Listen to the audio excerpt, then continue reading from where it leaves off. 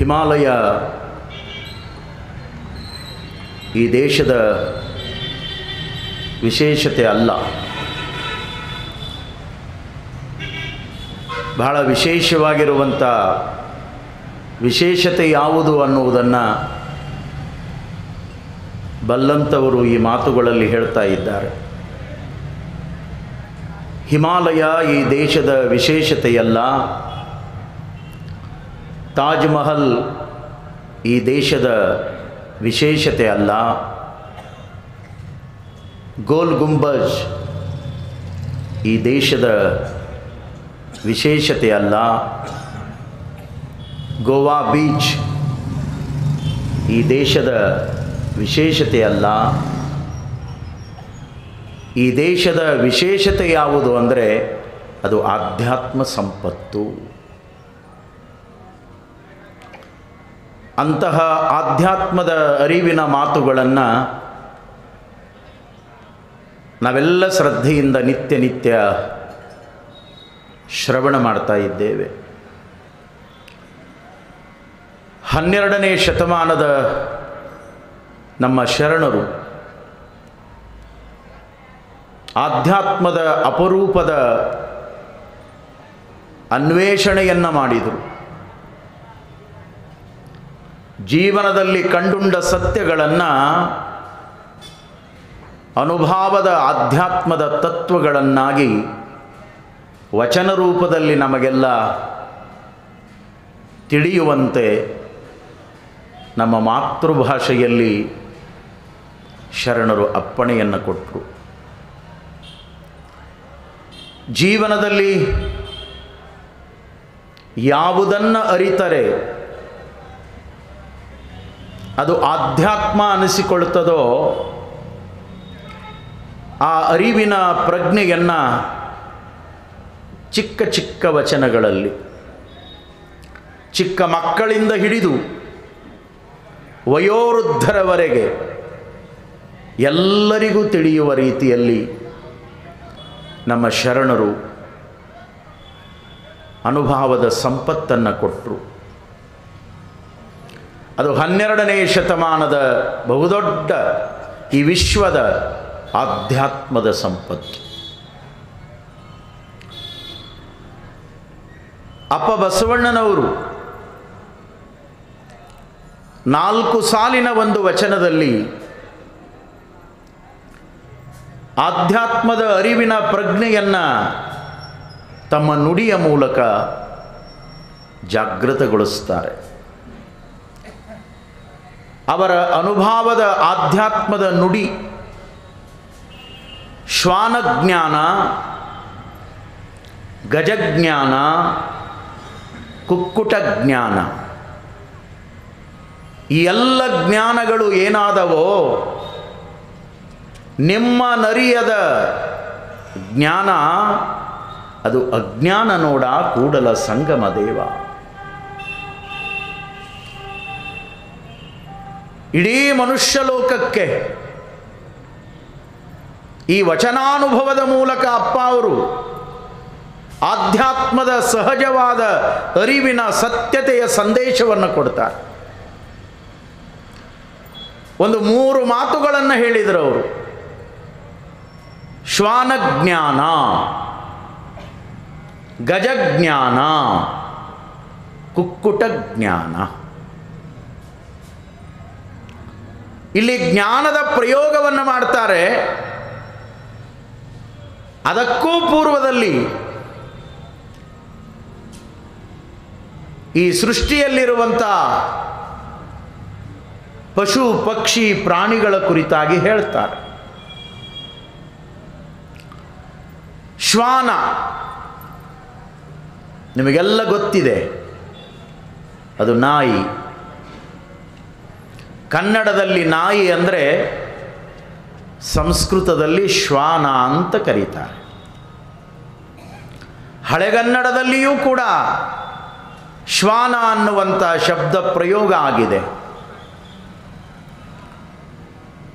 ಅಪ್ಪ ಅವರು ಹೇಳ್ತಾರೆ ಶ್ವಾನಜ್ಞಾನ. ಆ ಶ್ವಾನಕ್ಕೂ ಕೂಡ ಒಂದು ಜ್ಞಾನ ಇದೆ, ಒಂದು ತಿಳುವಳಿಕೆ ಇದೆ. ಒಂದು ಅರಿವು ಇದೆ, ಒಂದು ಜಾಣ್ಮೆ ಇದೆ. ನೋಡಿ, ಎಂಥ ಸೂಕ್ಷ್ಮವಾಗಿರುವಂಥ ಚಿಂತನಕ್ಕೆ ಹೋಗ್ತಾರೆ ನಮ್ಮ ಶರಣರು. ಆ ಶ್ವಾನದಲ್ಲಿ ಇರುವಂಥ ಜ್ಞಾನ ಯಾವುದು? ಅದು ಯಾವ ಜ್ಞಾನದಿಂದ ವಿಶೇಷತೆಯನ್ನು ಪಡ್ಕೊಂಡಿದೆ? ಆ ಶ್ವಾನದಲ್ಲಿರುವಂಥ ಜ್ಞಾನ ಅದು ವಾಸನಾ ಜ್ಞಾನ. ವಾಸನೆಯ ಮೂಲಕ ಎಲ್ಲದನ್ನೂ ಕೂಡ ಕಂಡಿಡಿತದೆ. ಅದಕ್ಕಿರುವಂಥ ಜ್ಞಾನ ಬಹುಶಃ ಮಾನವರಾದ ನಮಗಿಲ್ಲ. ಎಂಥ ವಿಶಿಷ್ಟ ಪ್ರಾಣಿ ನಾಯಿ. ಅದರ ವಾಸನಾ ಜ್ಞಾನಕ್ಕಾಗಿಯೇ ಇವತ್ತು ಪತ್ತೇದಾರಿ ವ್ಯವಸ್ಥೆಯಲ್ಲಿ ನಾಯಿಯನ್ನೇ ಬಳಸಿಕೊಳ್ತಾರೆ.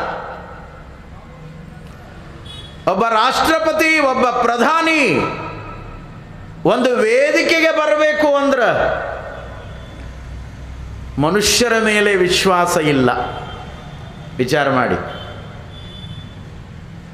ಎಲ್ಲದೂ ಓಕೆ ಇದೆ ಅಂತ ಮೆಸೇಜ್ ಕಳಿಸಿದರೂ ಕೂಡ ಒಪ್ಪೋದಿಲ್ಲ.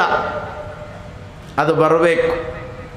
ಪ್ರಧಾನಿ ಬಂದು ಕೂಡುವಂಥ ಆ ಚೇರಿನ ಮೇಲೆ ಅದು ಮೊದಲು ಬಂದು ಕುಂದಿರಬೇಕು.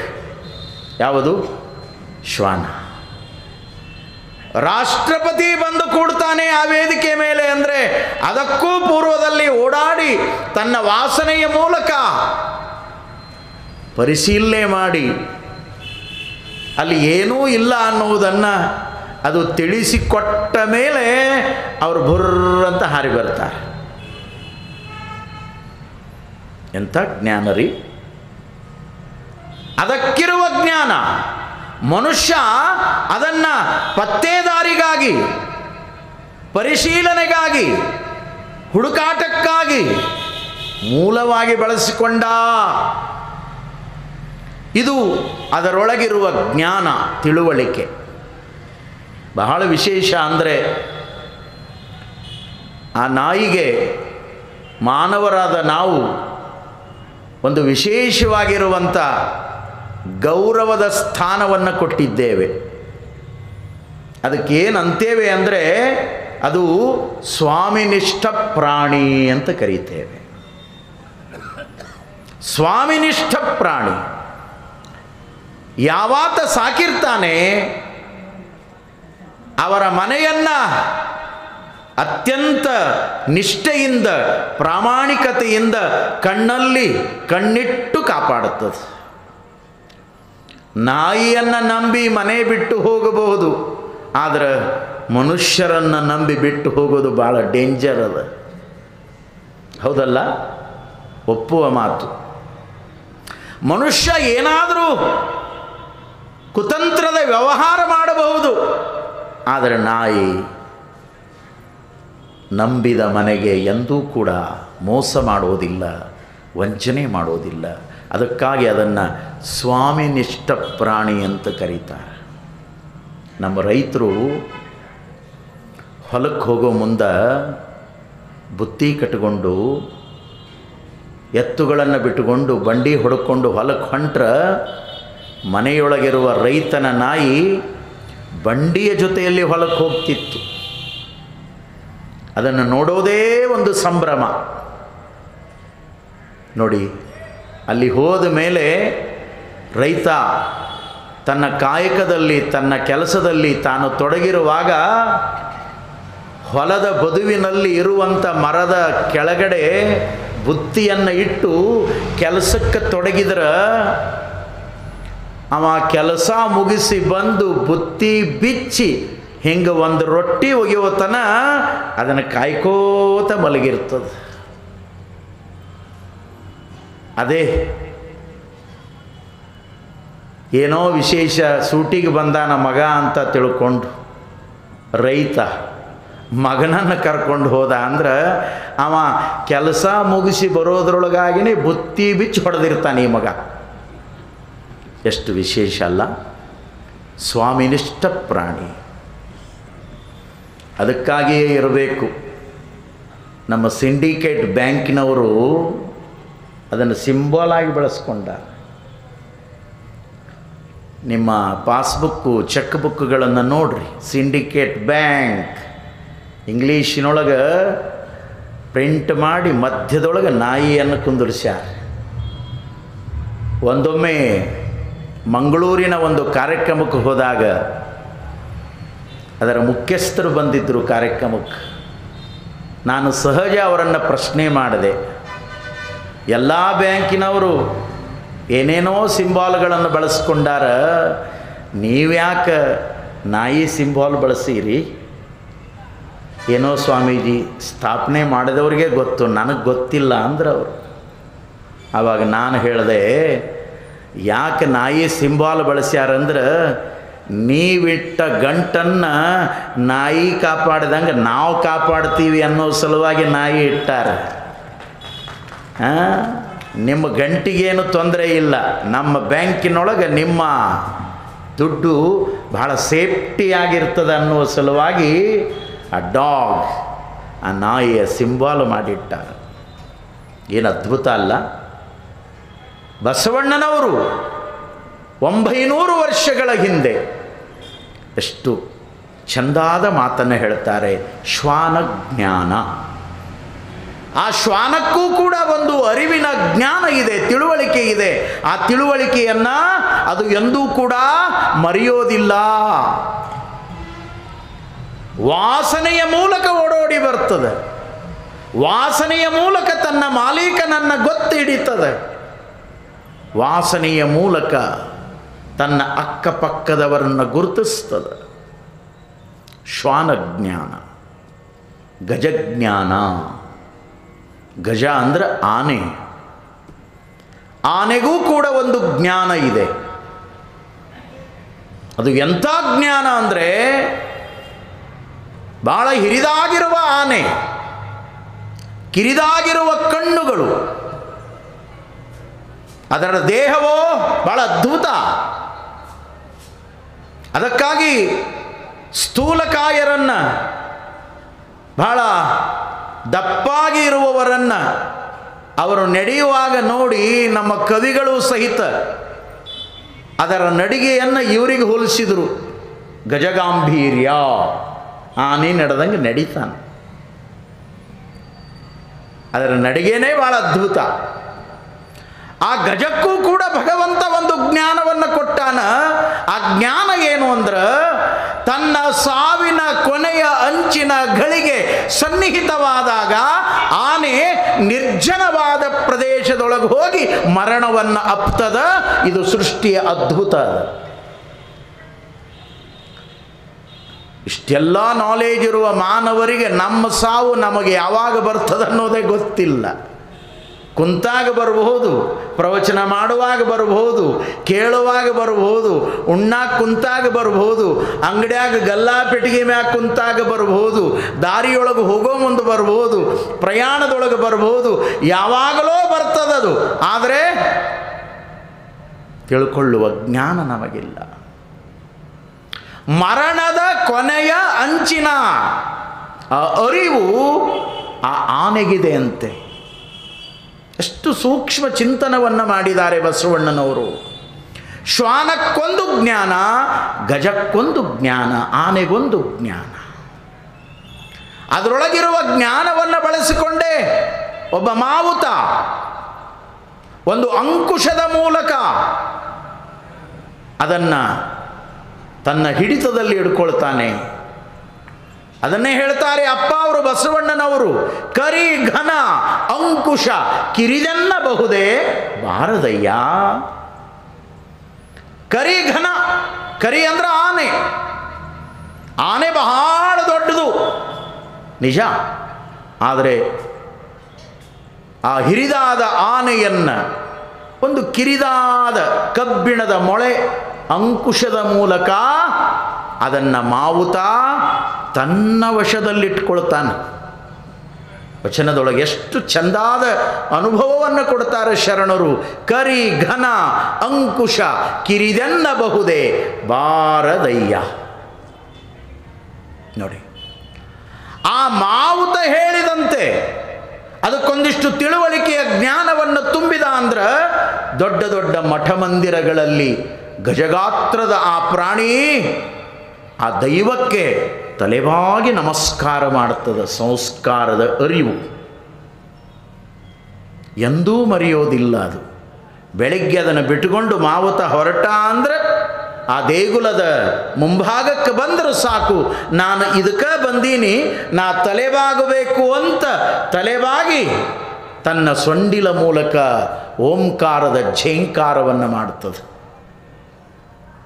ಗಜಜ್ಞಾನ, ಶ್ವಾನಜ್ಞಾನ, ಮತ್ತೊಂದು ಜ್ಞಾನ ಇದೆ. ಎಷ್ಟು ಚಂದ ಹೇಳ್ತಾರೆ ಬಸವಣ್ಣನವರು. ಕುಕ್ಕುಟ ಜ್ಞಾನ.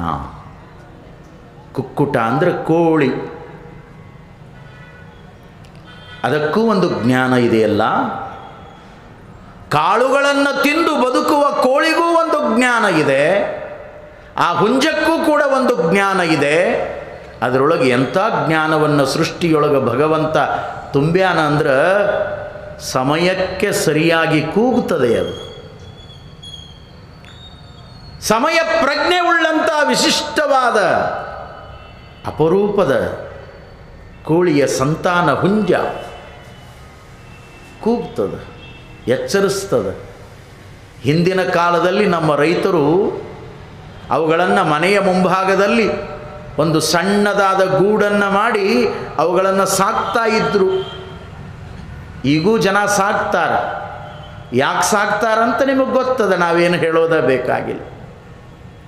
ದಿವಸ ಲಾರಿಗಟ್ಟಲೆ ಹೋಗ್ತಾವೆ, ಮುಂಜಾನೆ ಹೋಗ್ತಾವೆ, ಹೊತ್ತು ಮುಳುಗಿ ಯಾರ್ಯಾರು ಹೊಟ್ಟೆ ಸೇರಬೇಕು ಅವರು ಹೊಟ್ಟೆ ಸೇರ್ತಾವೆ. ಇವೇನು ಹೊಟ್ಟೆ ಸೇರ್ತಾವ ಇವು ಒಟ್ಟಾರೆ ಕೂಗೋದಿಲ್ಲ. ಕೇಳಿರೇನು ನೀವು ಎಂದಾರು? ಅವು ಬೆಳ್ಳಗಿರ್ತಾವ, ಅವು ಎಂದಾದರೂ ಕೂಗಿದ್ದು ಎಚ್ಚರಿಸಿದ್ದು ಕೇಳಿರೇನು? ಅವು ಒಳಗೆ ಹೋದ ಮೇಲೆ ಇವು ಕೂಗಕ್ಕೆ ಶುರು ಮಾಡ್ತಾವೆ. ಹೆಂಗೆ ಬೇಕು ಹಂಗೆ ಕೂಗ್ತಾವೆ. ನೋಡ್ರಿ, ಇದರ ಸೌಂಡು ಇಲ್ಲಿ ಲೆಸ್ ಆಯ್ತು, ಅಲ್ಲಿ ಪ್ಲಸ್ ಆಯ್ತು. ಹೆಂಗೆ ಕೂಗ್ತಾವೆ. ಕುಕ್ಕುಟ ಜ್ಞಾನ. ರೈತ ಗೂಡು ಕಟ್ಟಿ ಸಾಕ್ತಿದ್ದ. ಬೆಳಗಿನ ಜಾವ ಬ್ರಾಹ್ಮಿ ಮುಹೂರ್ತದಲ್ಲಿ 4:15 ಗಂಟೆಗೆ ಬೆಳ್ಳಿಯ ಚುಕ್ಕಿ ಅದು ಮೂಡಿದಾಗ ಕೋಳಿ, ಹುಂಜ, ಕುಕ್ಕಟ ಜ್ಞಾನ ಅದು ಕೂಗಿದ ತಕ್ಷಣವೇ ಬೆಳಗಾಯಿತು ಅಂತ ತಿಳ್ಕೊಂಡು ನಮ್ಮ ರೈತರು ತಮ್ಮ ಕೆಲಸಕ್ಕಾಗಿ ಹೊರಡ್ತಿದ್ರು. ಒಂದು ಅರ್ಥದೊಳಗದು ಸಮಯ ಪ್ರಜ್ಞೆಯ ಆ ದಿನಮಾನದ ಗಡಿಯಾರ ಆಗಿತ್ತು. ಗಡಿಯಾರ ಇವತ್ತು ಗಡಿಯಾರ ಬೇಕಾದಷ್ಟಿದ್ರೂ ಕೂಡ ಅದಕ್ಕಿರುವ ಪ್ರಜ್ಞೆ ಮಾನವರಿಗಿಲ್ಲ. ಸಮಯದ ಬಗ್ಗೆ ನಮಗೆ ಅರಿವೇ ಇಲ್ಲ. ಸಮಯ ಅಮೂಲ್ಯ ಅನ್ನುವುದನ್ನು ಮಾನವರು ನಾವು ತಿಳ್ಕೊಂಡೇ ಇಲ್ಲ. ಒಬ್ಬ ಇಂಗ್ಲೀಷ್ ಅನುಭಾವಿ ಹೇಳ್ತಾನೆ, ಟೈಮ್ ಈಸ್ ಗಾಡ್. ಸಮಯ ಅಂದ್ರೆ ಬೇರೆ ಏನೂ ಅಲ್ಲ, ಸಮಯ ಅಂದ್ರೆ ಅದು ದೇವರು. Time is life. ಸಮಯ ಅಂದ್ರೆ ಅದು ಜೀವನ ಅದ. ಎಷ್ಟು ಅದ್ಭುತ ಸತ್ಯಗಳು ಇವೆಲ್ಲ. ಬದುಕಿನೊಳಗೆ ಕಳೆದ ಹೋದ ಕ್ಷಣವನ್ನು ಮತ್ತೆ ನಾವ್ಯಾರೂ ಪಡ್ಕೊಳ್ಳಿಕ್ಕಾಗೋದಿಲ್ಲ. ಒಂದೊಂದು ಕ್ಷಣವೂ ಕೂಡ ಅಮೂಲ್ಯ, ಒಂದೊಂದು ಗಂಟೆಯೂ ಕೂಡ ಅಮೂಲ್ಯ. ವಿಚಾರ ಮಾಡಿ, ನಿಮ್ಮ ಜೊತೆಗೆ 1 ಗಂಟೆ ಕಾಲವನ್ನು ಕಳೆಯುವ ಮಹಂತ ಸ್ವಾಮಿಗಳು ಬಾದಾಮಿಯೊಳಗೆ 23 ಗಂಟೆಗಳ ಕಾಲವನ್ನು ಕಳೆಯಬೇಕು. ನೀವು ನಿಮ್ಮ ಬದುಕಿನ ವ್ಯವಸ್ಥೆಗಾಗಿ 23 ಗಂಟೆಗಳನ್ನು ಬಳಸ್ಕೊಂಡು 1 ಗಂಟೆ ಇಲ್ಲಿಗೆ ಕೊಡ್ತೀರಿ. ನಿಮಗೆ 1 ಗಂಟೆ ಕೊಡುವ ಸಲುವಾಗಿ ನಾವು 23 ಗಂಟೆ ಕಳಿಬೇಕಲ್ಲ. ಅದಕ್ಕೆ ಬೆಲೆ ಅದ. ಅದು ಅಮೂಲ್ಯ ಸಂಪತ್ತದ ಜೀವನದೊಳಗೆ. ಸುಮ್ಮನೆ ಕೈಯೊಳಗೆ ವಾಚದ ಕರೆ. ಆ ವಾಚ್ ಅನ್ನುವಂಥ ಪದದ ಅರ್ಥವೇ ಬಹಳ ಜನರಿಗೆ ಗೊತ್ತಿಲ್ಲ. ವಾಚ್ ಹಿಂಬಾಲಿಸುವಂತ. ವಾಚ್ ಮಾಡು, ಏನು? ಸಮಯವನ್ನು ವಾಚ್ ಮಾಡು, ಸಮಯವನ್ನು ಹಿಂಬಾಲಿಸು. WATCH 5 ಅಕ್ಷರದ ಇಂಗ್ಲೀಷಿನ ಪದ ಇದು. ಎಷ್ಟು ಅದ್ಭುತವಾದ ಅರ್ಥವನ್ನು ಕೊಡ್ತದಂದರೆ, ವಾಚ್ ಯುವರ್ ವರ್ಕ್. ನಿನ್ನ ಕಾಯಕವನ್ನು, ನಿನ್ನ ಕೆಲಸವನ್ನು ಹಿಂಬಾಲಿಸು. Watch your action. ನಿನ್ನ ನಡತೆಯನ್ನು ಹಿಂಬಾಲಿಸು. ಏನು ಮಾಡ್ತಾ ಇದ್ದೀಯಾ? ಹೇಗೆ ಸಮಯವನ್ನು ಕಳೀತಾ ಇದ್ದೀಯಾ? ವಿಚಾರ ಮಾಡು. Watch your tongue. ನಿನ್ನ ನಾಲಿಗೆಯನ್ನು ಹಿಂಬಾಲಿಸು. ಎಲುವಿಲ್ಲದ ನಾಲಿಗೆ ಇದೆ ಅಂತ ತಿಳ್ಕೊಂಡು ಹರಿಬಿಡಬೇಡ. ಹೆಂಗೆ ಬೇಕು ಹಂಗೆ ಮಾತಾಡಬೇಡ. ಯಾರ್ಯಾರನ್ನೋ ದೂಷಿಸಬೇಡ. ಎಚ್ಚರವಿರಬೇಕು ನಾಲಿಗೆಗೆ. Watch your tongue. ನಿನ್ನ ನಾಲಿಗೆಯನ್ನು ಹಿಂಬಾಲಿಸು. Watch your character. ನಿನ್ನ ಚಾರಿತ್ರ್ಯವನ್ನು ಹಿಂಬಾಲಿಸು. ನಿನ್ನ ಶೀಲವನ್ನು ಹಿಂಬಾಲಿಸು. ಅದುವೇ ನಿನ್ನ ಬದುಕಿನ ಬಹಳ ದೊಡ್ಡ ಸಂಪತ್ತು. Watch your heart. ನೀನು ಹೃದಯ ಶ್ರೀಮಂತನ. ಕೇವಲ ಭೌತಿಕ ಶ್ರೀಮಂತಿಕೆ ಒಂದು ದಿನ ಇರಬಹುದು, ಒಂದು ದಿನ ಇಲ್ಲದಂಗೂ ಆಗಬಹುದು. ಇತಿಹಾಸದ ಪುಟಗಳನ್ನು ತೆಗೆದು ನೋಡು. 16ನೇ ಶತಮಾನದೊಳಗೆ ಬೆಳಗಿರುವಂಥ ವಿಜಯನಗರ ಸಾಮ್ರಾಜ್ಯ ಇವತ್ತು ಕೊಂಪೆಯಾಗಿ ಬಿದ್ದದ. ಆ ವಿಜಯನಗರದ ಹಾದಿಯೊಳಗ, ಬೀದಿಯೊಳಗ ಹೆಂಗ ದವಸ ಧಾನ್ಯಗಳ ಮಾರ್ಕೆಟಿನೊಳಗ ಕಾಳುಗಳನ್ನು ಅಳಿತಾರೋ, ಹಾಗೆ ಆ ವೈಭವದ ಕಾಲ ಮುತ್ತು ರತ್ನಗಳನ್ನು ಅಳೆದು ಬಳ್ಳದೊಳಗ ಅಳೆದು ಮಾರಿರುವಂಥ ಸಾಮ್ರಾಜ್ಯ ಇವತ್ತು ಇಲ್ಲ. ಹಾಳು ಕೊಂಪೆಯಾಗಿ ಬಿದ್ದದ ಹಂಪೆ. ವಿಚಾರ ಮಾಡು. ಬಾದಾಮಿಯೊಳಗೆ ಬೆಳಗಿರುವಂಥ ಐತಿಹಾಸಿಕ ಪರಂಪರೆ ಇವತ್ತು ಎಲ್ಲಿ ಉಳಿದದ? ಸುಮ್ಮನೆ ಜನಗಳು ಬಂದು ನೋಡಿ ಹೋಗುವ ಸಲುವಾಗಿರುವಂಥ ಒಂದಿಷ್ಟು ಗುಹೆಗಳನ್ನು ನಾವು ಕಾಣಬಹುದೇ ವಿನಃ ಎಲ್ಲಿ ಹೋಯಿತು ಆ ವೈಭವ? ಭೌತಿಕ ಸಂಪತ್ತು ಎಂದೂ ಸ್ಥಿರವಾಗಿರುವಂಥದ್ದಲ್ಲ. ಅದಕ್ಕಾಗಿ ಹೇ ಮಾನವ, ಹೃದಯ ಶ್ರೀಮಂತನಾಗು. ಅದು ನಿನ್ನ ಬದುಕಿನ ಸತ್ಯ. ಹಾಗಾಗಿ ನಮ್ಮನ್ನು ಎಚ್ಚರಿಸುವಂಥ ಕೋಳಿಗೂ ಕೂಡ ಒಂದು ಜ್ಞಾನ ಇದೆ. ಅದಕ್ಕೆ ಸಮಯದ ಅರಿವಿದೆ. ಸಮಯವರಿತು ಅದು ಕೂಗುತ್ತದೆ. ಅದನ್ನೇ ಮಡಿವಾಳ ಮಾಚಿದೇವರು ತಮ್ಮ ಅನುಭವದ ವಚನದೊಳಗೆ ಹೇಳ್ತಾರೆ. ಬಹಳ ಸೊಗಸಾದ ಮಾತುಗಳನ್ನು. ವಾಯು ಗುಣವ ಸರ್ಪ ಬಲ್ಲುದು, ಮಧುರ ಗುಣವ ಇರುವೆ ಬಲ್ಲುದು, ವೇಳೆಯ ಗುಣವ ಕೋಳಿ ಬಲ್ಲುದು. ಎಷ್ಟು ಚಲೋ ಮಾತುಗಳು. ಇವನ್ನೆಲ್ಲ ಸುಮ್ಮನೆ ಉದಾಹರಣೆಯಾಗಿ ಕೊಟ್ಟಾರೇನು? ಮನುಷ್ಯನ ಅರಿವಿನ ಸಂಪತ್ತನ್ನು ಹೆಚ್ಚು ಮಾಡಿ ಅವನು ಆಧ್ಯಾತ್ಮದ ಅರಿವಿನ ಮೂಲಕ ಒಂದು ಯಾವುದೋ ಗುರಿಯನ್ನು ಮುಟ್ಟಬೇಕು ಅನ್ನುವ ಉದ್ದೇಶವನ್ನಿಟ್ಟುಕೊಂಡು ಶರಣರು ಇಷ್ಟು ಸೊಗಸಾದ ಮಾತುಗಳನ್ನು ಹೇಳಿದರು. ವಾಯುಗುಣವ ಸರ್ಪ ಬಲ್ಲುದು. ಸ್ನೇಕ್, ಸರ್ಪ, ಹಾವು, ಅದಕ್ಕೊಂದು ವಿಶೇಷ ಗುಣ ಇದೆ. ಹಾವು ಗಾಳಿಯನ್ನು ಸೇವನೆ ಮಾಡಿ ಬದುಕುವಂಥ ವಿಶಿಷ್ಟ ಒಂದು ಜಂತು, ಸರೀಸೃಪ.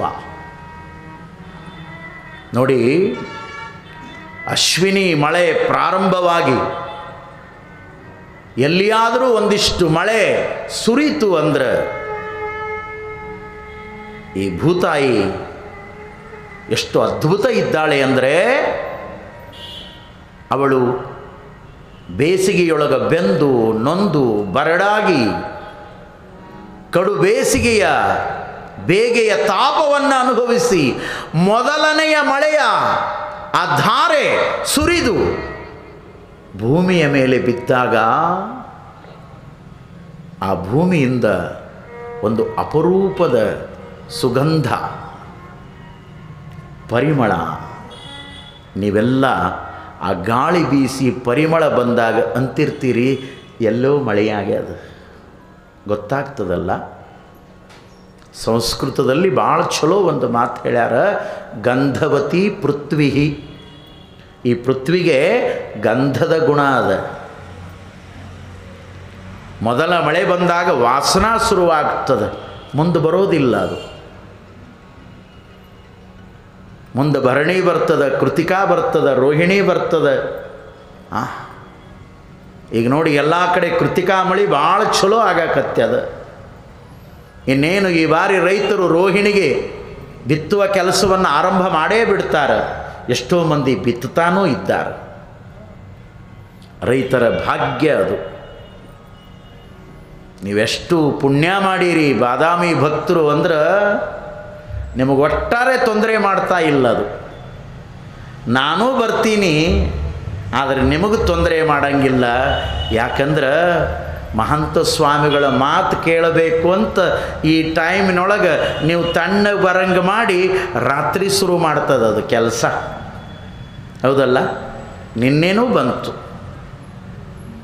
ನಿನ್ನೆ 2 ಗಂಟೆಗೆ ಆರಂಭ ಆಯಿತು. ಮತ್ತೆ ಕರಾರುವಕ್ಕಾಗಿ ಹೇಳ್ತೀನಿ ನಾನು, ಅಂದ್ರೆ ಭಾಳ ಎಚ್ಚರಿಕೆಯೊಳಗನ ಇರ್ತೀನಿ. 2 ಗಂಟೆಗೆ ಶುರುವಾಯಿತು. ಎಷ್ಟು ಅಪರೂಪ.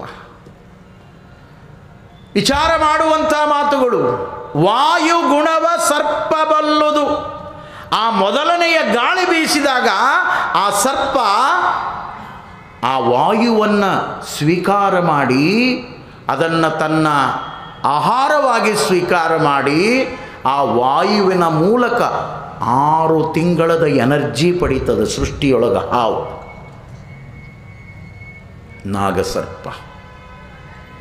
ಅದಕ್ಕಾಗಿಯೇ ಭರ್ತೃಹರಿ ತನ್ನ ಸುಭಾಷಿತದಲ್ಲಿ ಒಂದು ಮಾತನ್ನು ಹೇಳಿದ, ಸರ್ಪ ಪಿಬಂತಿ ಪವನಂ ನಚ ದುರ್ಬಲಾಸ್ತೆ.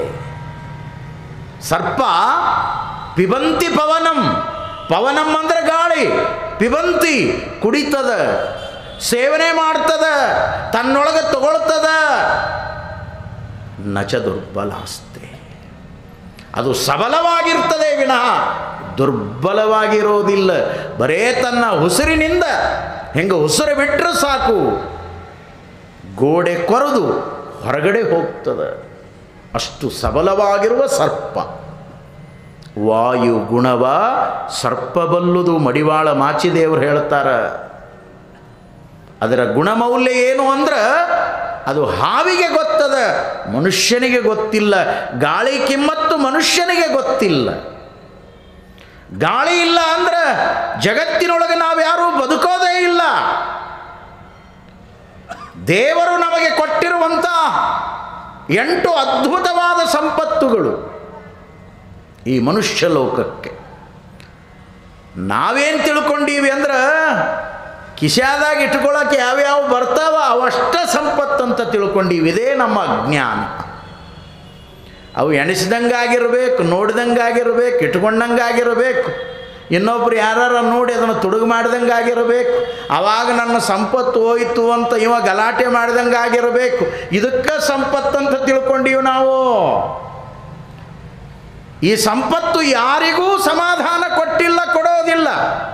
ಇದನ್ನು ನಿಕ್ಕಿ ತಿಳ್ಕೋಬೇಕು ಜೀವನದೊಳಗೆ. ಯಾರಿಗೂ ನೋಡ್ರಿ, ಮದುವೆ ಮಾಡೋ ಮುಂದೆ,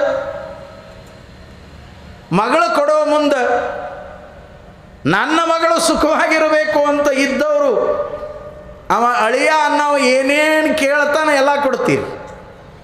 25 ತೊಲೆ ಕೇಳಿದ್ರು ಕೊಡ್ತೀರಿ. ಕಟ್ಗೆ ತೊಲೆ ಅಲ್ಲ ನಾ ಹೇಳೋದು, ಬಂಗಾರದ ತೊಲೆ ಕೊಡ್ತೀರಿ. ಲಕ್ಷ ಕೇಳಿದ್ರೆ ಕೊಡ್ತೀರಿ. ಕಾರ್ ಕೇಳಿದ್ರೆ ಕೊಡ್ತೀರಿ. ಏನೆಲ್ಲ ಕೊಡ್ತೀರಿ ಖರೆ. ಆದ್ರೆ ಅವ ಮಂದಿ ಮುಂದೆ ಹೇಳೋ ಮುಂದೆ ಹಿಂಗೆ ಹೇಳ್ತಾನಲ್ಲ, ಬಹುಶಃ ನಿಮಗೆಲ್ಲ ಅನುಭವಕ್ಕಿರ್ತದೆ. ಏನು ಕೊಟ್ಟಾರ್ರಿ? ಅದೇ ಒಂದಿಟ್ಟು ಬಂಗಾರ ಕೊಟ್ಟಾರ ನೋಡ್ರಿ. ಎಷ್ಟು ಕೊಟ್ಟು ತೃಪ್ತಿ ಪಡಿಸೋರು ನೀವು? ಏನು ಕೊಟ್ಟಾರ ಬಿಡ್ರಿ, ಒಂದು 4 ಲಕ್ಷ ಕೊಟ್ಟಾರಂತ ನಾವು. ಅಷ್ಟವಾಗ ಕನಿಷ್ಠ ಅದು. ಅದರಿಂದ ಎಷ್ಟು ಪರಿಶ್ರಮ ಅದ ಅನ್ನೋದಿಲ್ಲ. ಸಂಪತ್ತು ಯಾರನ್ನೂ ಸಮಾಧಾನವಾಗಿ ಇಡೋದಿಲ್ಲ ಈ ಜಗತ್ತಿನೊಳಗೆ. ಎಷ್ಟು ಕೊಟ್ಟು ತೃಪ್ತಿ ಪಡಿಸೋರು ಹೇಳ್ರಿ ನೀವು? ಇದೊಂದು ಕೊಟ್ಟಾರ ನೋಡ್ರಿ ಕಾರ್ ಅಂತ, ನಾವು ಏನೋ ಒಂದು 50 ತಂದು ನಿಲ್ಲಿಸ್ಬೇಕು ಅವನ ಮನೆ ಮುಂದೆ. ಇದೊಂದು ಕೊಟ್ಟಾರ ನೋಡ್ರಿ ಅಂತ ಎಷ್ಟು ಟಿಂಗಲ್ ಮಾಡಿ ಮಾತಾಡ್ತಿರ್ತಾನೆ. ಇದನ್ನು ಸಂಪತ್ತು ಅಂತ ತಿಳ್ಕೊಂಡೀವಿ ನಾವು ಜಗತ್ತಿನೊಳಗೆ. ಅದಕ್ಕಾಗಿ ನಮ್ಮ ಜ್ಞಾನಿಗಳು ಸಂಸ್ಕೃತದೊಳಗೆ ಒಂದು ಮಾತು ಬರೆದರು. ನೀವು ನಂಬುವಂಥವ್ರಿದ್ದರೆ ನಾವು ಅದರ ಬಗ್ಗೆ ನಂಬಿಕೆಯನ್ನಿಟ್ಟವರಲ್ಲ. ನವಗ್ರಹಗಳು ಕಾಡ್ತಾವ, ಅದಕ್ಕೆ ಏನೇನೋ ಪರಿಹಾರ ಮಾಡಬೇಕು, ಇವೆಲ್ಲ ಹೇಳೋರು ಅದಾರ, ಕೇಳೋರು ಅದೀರಿ. ಭಾಳ ಜನ ಅದ್ರ ಬಗ್ಗೆ ತಲೆ ಕೆಡಿಸ್ಕೊಳ್ಳೋರು ಅದೀರಿ. ಇರಲಿ, ಅದು ಏನೇ ಇದ್ದರೂ ಕೂಡ ಇವು ಕಾಡ್ತಾವೋ ಬಿಡ್ತಾವೋ ದೂರ್ಲ ಮಾತು. ಆದರೆ 9 ಗ್ರಹಗಳನ್ನು ಮೀರಿ ಒಂದು ಗ್ರಹ ಐತಂತ, ಅದಕ್ಕೆ ದಶಮಗ್ರಹ ಅಂತ ಕರೀತಾರೆ. 10ನೇ ಗ್ರಹ ಅಂತ.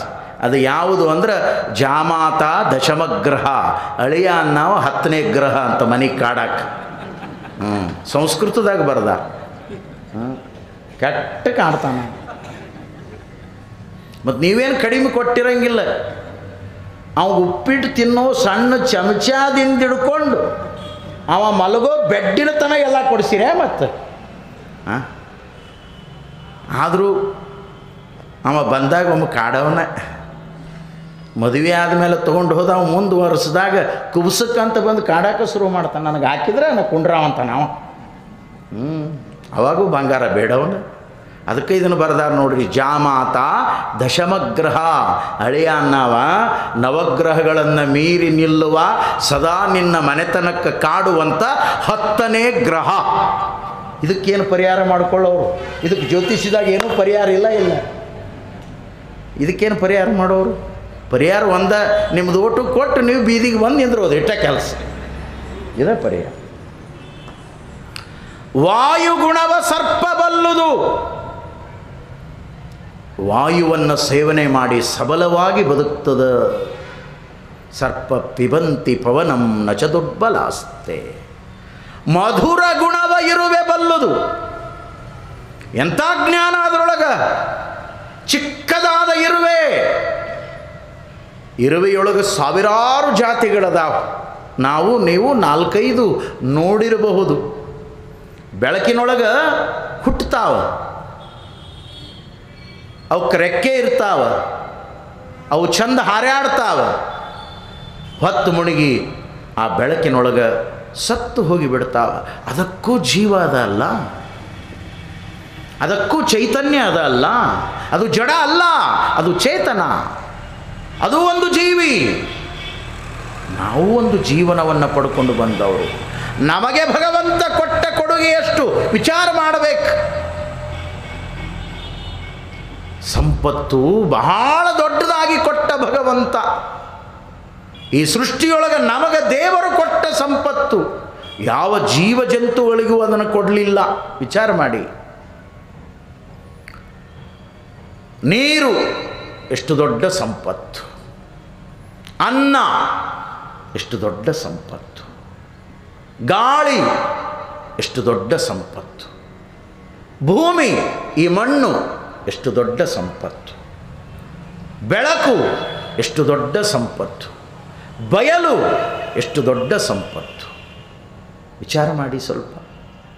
ಅಗ್ನಿ, ಉಷ್ಣತೆ ಎಷ್ಟು ದೊಡ್ಡ ಸಂಪತ್ತು. ಇವುಗಳ ಮೂಲಕ ಈ ಜಗತ್ತಿನ ವ್ಯವಹಾರ ನಡೀತದೆ. ಇದರೊಳಗೆ ಒಂದಿಲ್ಲ ಅಂದರೆ ಕೆಲಸ ನಡೆಯೋದಿಲ್ಲ. ಗಾಳಿಗೆ ಎಷ್ಟು ಬೆಲೆ ಕಟ್ಟವ್ರು ಹೇಳಿ? ಒಂದು ಕ್ಷಣ ಉಸಿರಾಗಿ ಒಳಗೆ ಹೋಗುವಂಥ ವಾಯು ಇಲ್ಲದೆ ಹೋದ್ರೆ ಎಲ್ಲರೂ ಇಹಲೋಕದ ಯಾತ್ರೆಯನ್ನು ಮುಗಿಸೇ ಬಿಡ್ತೀವಿ. ವಿಚಾರ ಮಾಡಿ. ಬೆಲೆ ಕಟ್ಟಲಿಕ್ಕಾಗ್ತದೇನು? ನೀರಿಗೆ ಬೆಲೆ ಕಟ್ಟಲಿಕ್ಕಾಗ್ತದೇನು? ಅನ್ನಕ್ಕೆ ಬೆಲೆ ಕಟ್ಟಲಿಕ್ಕಾಗ್ತದೇನು? ಮಣ್ಣು. ಈ ಮಣ್ಣಿನಿಂದ ಆಲಯ, ಈ ಮಣ್ಣಿನಿಂದ ದೇಗುಲ, ಈ ಮಣ್ಣಿನಿಂದ ತೀರ್ಥಕ್ಷೇತ್ರ, ಈ ಮಣ್ಣಿನಿಂದ ಅನ್ನ, ಈ ಮಣ್ಣಿನಿಂದ ಚಿನ್ನ, ಈ ಮಣ್ಣಿನಿಂದ ತೈಲ, ಏನೆಲ್ಲ ಬದುಕಿನ ಅವಶ್ಯಕತೆಗಳನ್ನು ಬಳಸ್ಕೊಂಡು ನಾವು ಮಾನವರು ಜೀವನವನ್ನು ಮಾಡ್ತೇವೆ. ಈ ಪೃಥ್ವಿ ನಮಗೆ ಆಧಾರ. ಈ ದೇಹವೇ ಮಣ್ಣಿನಿಂದ ಬಂದ ಸಂಪತ್ತು.